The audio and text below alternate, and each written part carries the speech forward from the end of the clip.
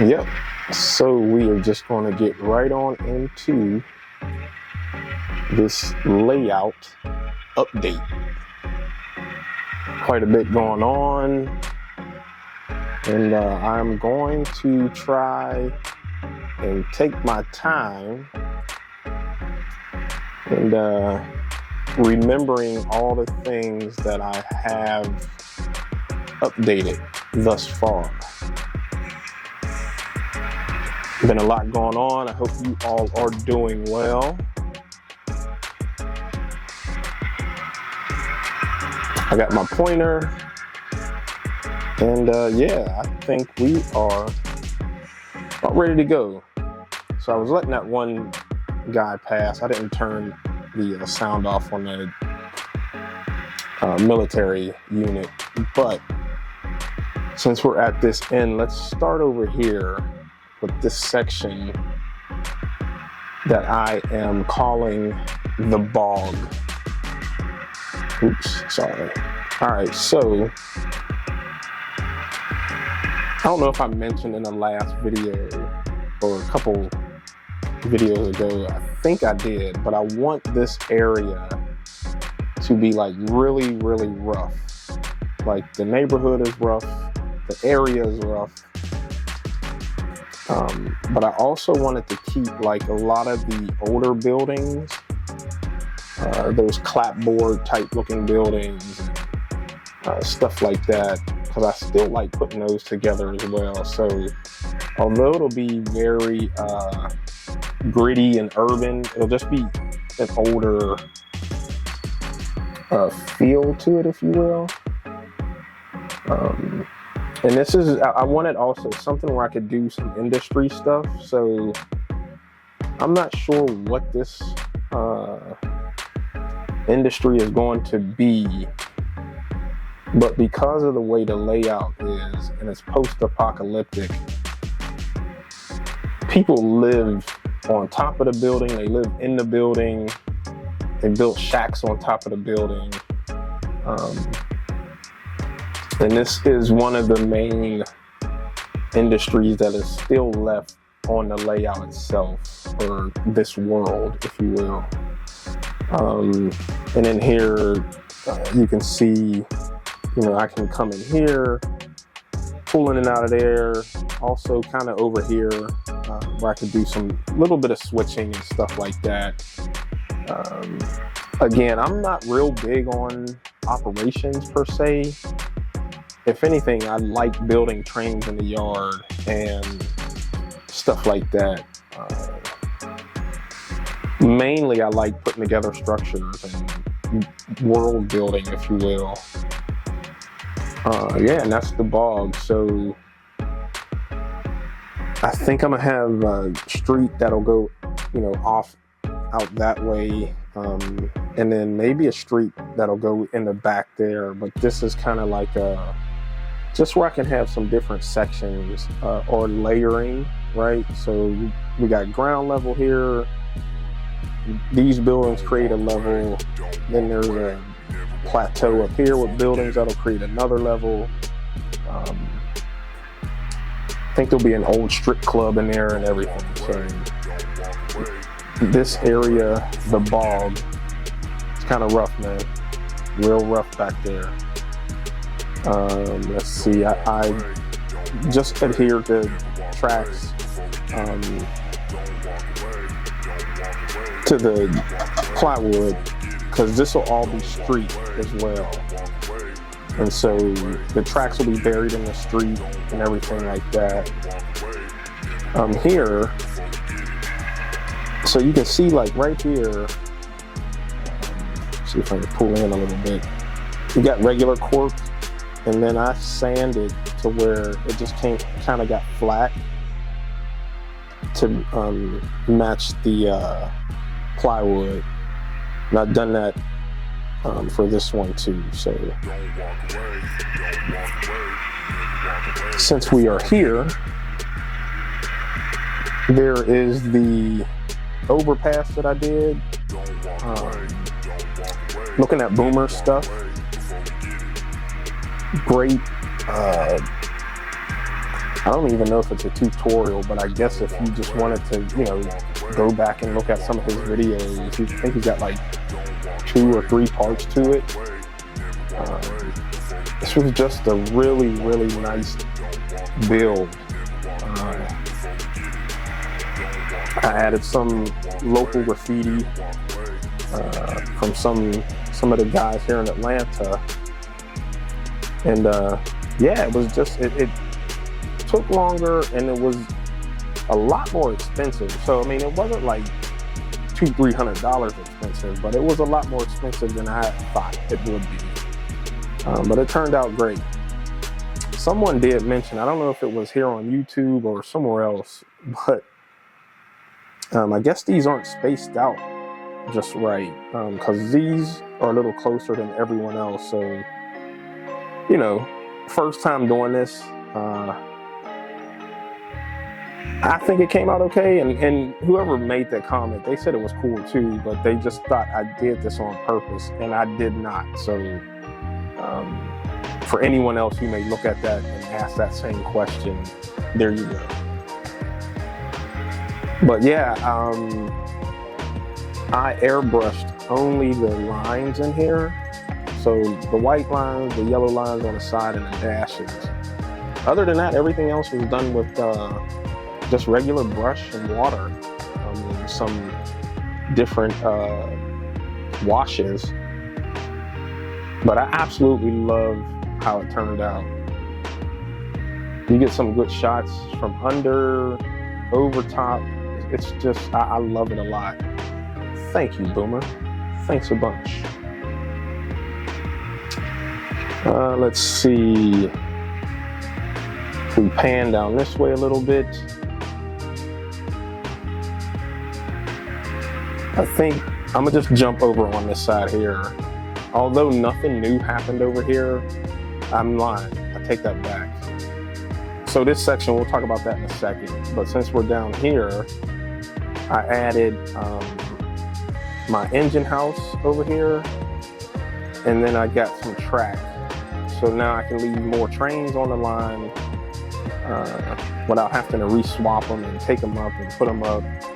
They can kind of just chill here. So, you know, they'll run around and then they'll just, that's where they come in at right here. That back track will go to the water area. I may add another switch here to bring more trains to go back up in here. I'm not sure yet. And maybe another one on the side over here to kind of just run back like there. Again, not really sure, but I do have plans for, come around here, try not to move too fast, y'all.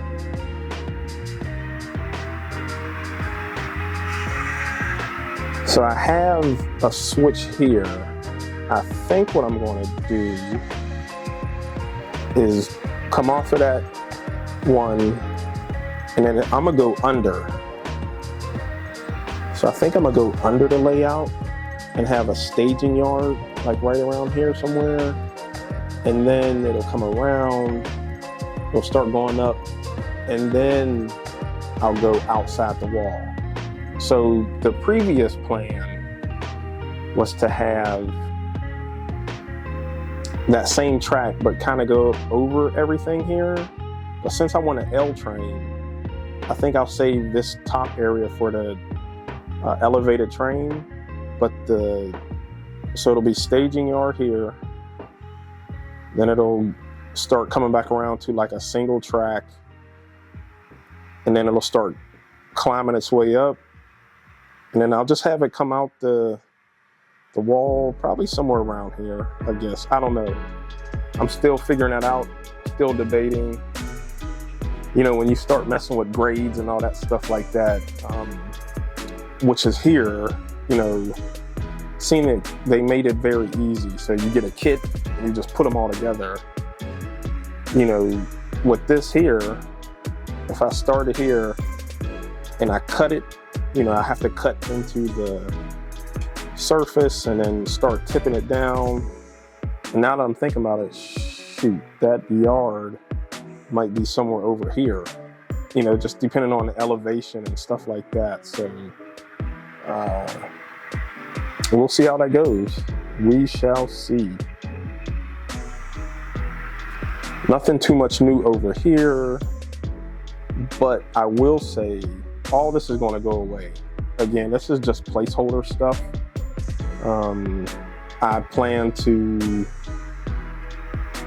redo like the elevations of the walls and stuff like that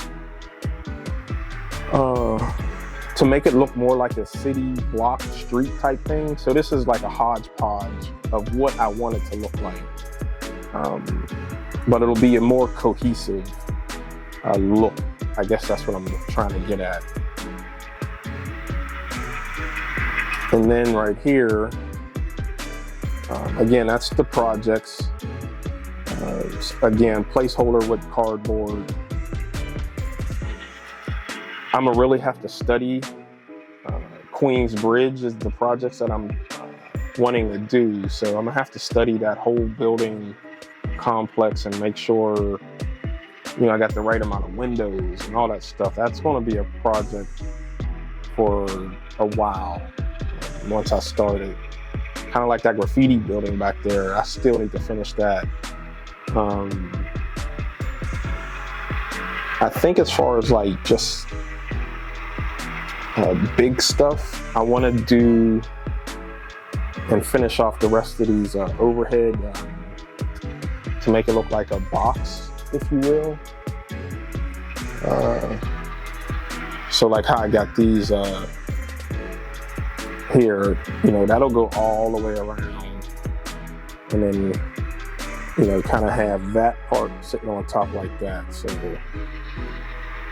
that'll be my next thing to finish off, hopefully like wood construction for a minute.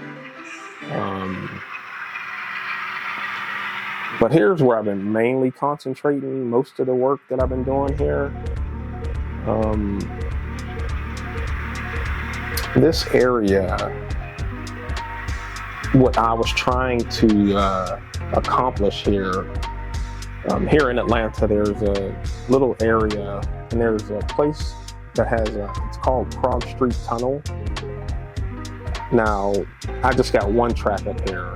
I think it comes off of a yard, so I think there's maybe 3 or 4 tracks that actually make Crog Street Tunnel. But since I just got one, this is kind of what I came up with. And inside there, they have the pillars that are all graffitied and tagged. All along the walls, there's tags and everything. So I wanted to try and pay homage, I guess, to Atlanta and the graffiti and all that stuff like that. I mean, there's still so much that I want to do just in this one little section. So I want to put like trash and little tufts of grass here and there, weeds, and I still want to put like cabling and power lines along the wall, some piping, and there's a lot left. I may start ballasting just a little bit in this area. You know, so I'm doing this. I still have to do like the back of that city part, and you know, I even want to make sure there's streets and stuff behind here where you know, if you're just standing here looking, you really can't see back there, but I feel like it should be done anyway, because you can get close enough to look over there. So I feel like that should be done as well. I scratch built these telephone poles. It just took a lot of time. I was like, sheesh. But I got some asphalt down, got some lines on the road here. Let's see, I did like the oil stains at the stop signs. So I got stop signs to put here. I'm not sure if I'm gonna put stop signs or get like a hanging traffic light over here or something. I don't know. I'll figure that out. There's some graffiti on the walls. So I think it had stopped here, but then I added the rest of this over here. And, you know, it'll just wrap all the way around. I think I'll do some brick also. I think I still have quite a few pieces of, James gave me a mold what had brick pattern, so I think I may break it up, you know, put a brick pattern here and then jump back to the concrete just to give it some more visual, you know, feel and look to it. But yeah, that's my Crog Street tunnel.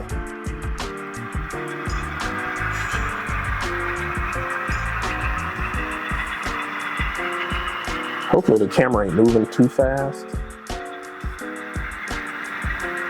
But I do like the telephone poles. It adds a different feel to it. Starts making it like the layout is alive, alive, if you will. Even though there aren't people, you know, all that other stuff like the trash and it's just evidence of someone or something that still lives here, you know. Like I said, I want to do like some moss and grass and mold and all that stuff.